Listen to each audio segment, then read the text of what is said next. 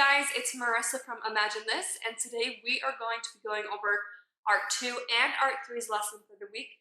We are going to be making little clay bowls. So we decided to group together Art 2 and Art 3 just because we think that all of you guys would really enjoy this process, and it's really relaxing, and you can get some really beautiful results from it. So before we begin, let's go over the supplies. The supplies that we are going to be giving to you is some black clay, some white clay, 2 or 3 different pieces of colored clay, as well as a little bit of this gloss glaze, which we'll have in a little container, as well as the liquid metal, this gold liquid metal, which we will also have in a container. The things that we will not be providing that you will need is 2 paintbrushes, a small one so that you can do some detail work, and a larger one so that we can get this glaze on there nicely. You will need either just an exacto knife or scissors, just something to cut the clay. We have a little rolling pin here. If you have a larger one, that's great. Or even if you have like a jar, just something to smooth out the clay. And then you need an oven-safe bowl. You can tell right now that this is not an oven-safe bowl. This is just a paper bowl. But we're just using this as an example because we don't have an oven-safe bowl here at the studio. And then you're also going to need an oven. All right, let's get started. Okay, so the first thing we're going to do is we are going to get our clay ready. Again, we'll be giving this to you from the studio. So some white clay, black clay, and then 2 or 3 pieces of colored clay. So you'll notice that the white is the largest amount. So the clay pots that we are going to end up making are going to be mostly white. And you also notice that we are not giving you that much black.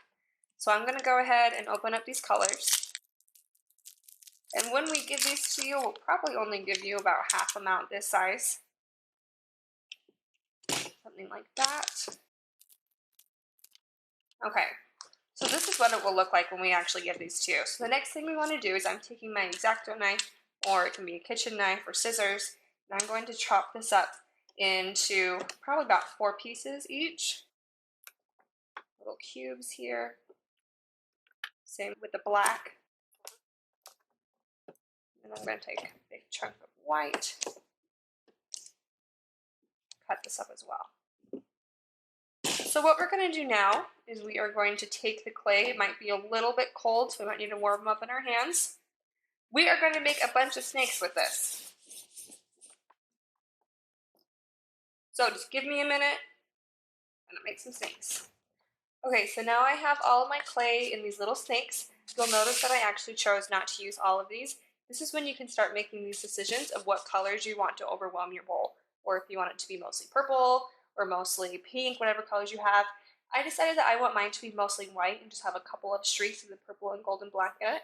So I'm actually going to be taking out some of these just so that we have more of the overwhelming of the white. And you can use this for a different project, but it's totally up to you if you want yours to be mostly colorful, whatever works. So now that we have these all put together, we're going to squish them up pretty close, like this, and then we are going to roll these together so it looks like a big thing of licorice. Then I'm going to smush it down a little bit, kind of warm it up. This is when we need our rolling pin. So you can decide if you like this really clean patterns where they're all kind of going in a clean one direction, or if you want to mix them up, have them going in several different directions. Just kind of play with it a little bit with your hands. Roll it out until you find some design patterns that you're happy with. If we want it even a little bit more twisted, you can roll it into a snake again and repeat the process. So they become marbled all together. So just take some time. Have fun with it until you get a pattern that you like. So eventually we're going to be meshing it into a flat pattern. Okay, so I've rolled it out here, got some really cool patterns, pretty marbled effect in here. So the next thing you want to do is you want to make sure that it's 1/4 of an inch thick. So you might need to roll back on top of each other and spread it out a little bit, depending on how big you want your bowl to be. If you have the extra clay, you can add that in now. I'm just going to make mine a little ring bowl, so I'm going to keep it pretty small. So once we have this ready, the next thing that we're going to do is we are going to grab our bowl not a paper bowl. Going to be a safe bowl to put in the oven. We are going to cut it out in a circle, just about the bottom shape of your bowl, maybe a little bit bigger. So since my bowl is going to be pretty small, I'm actually just going to use probably the bottom of this. We're going to grab our exacto knife, cut it out here. Okay. See that? So that's pretty thick. That's probably a little bit more than 1/4 of an inch. So I'm going to roll that out just a little bit more. Plus it's a really tiny, tiny bowl that I have there. So I'm going to roll that out a little bit. So now that I've spread that out a little bit, I'm going to put it inside my bowl. So this bowl that I have here, I'm noticing that it's way too big for this size. So you might need to go through and find a bowl that would be big enough that you can just, that would be small enough, excuse me, just to put it in that bowl shape. Because what's going to happen is when you put it in the bowl shape and put it in the oven on top of the bowl, in with the bowl, it's going to harden like that and it's going to mimic that shape of the bowl. So again, I would need a much smaller bowl than this. You would stick it in so that it's following those edges and so forth. So once your clay is in the bowl, we are going to be putting on this glaze on top just to make it a little bit shinier. So just put it on the top layer. We don't want to put it on the bottom or else it's going to adhere to your bowl that you have and it won't ever come off.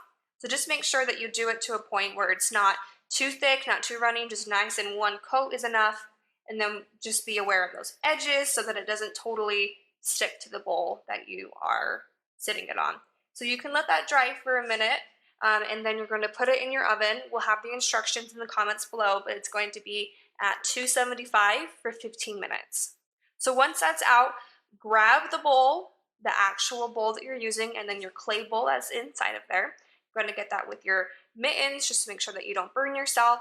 And then once it's cooled down, you're going to turn your bowl upside down that has your clay in it, and you're going to tap it gently, really, really gently. We don't want anything to break until your glazed bowl comes out. So go ahead, let that cool off, and when it's completely cooled off, you then have the option to go in with the liquid metal and to paint around the edges or to do cool designs, make it look cracked. We'll show some examples in the comments below.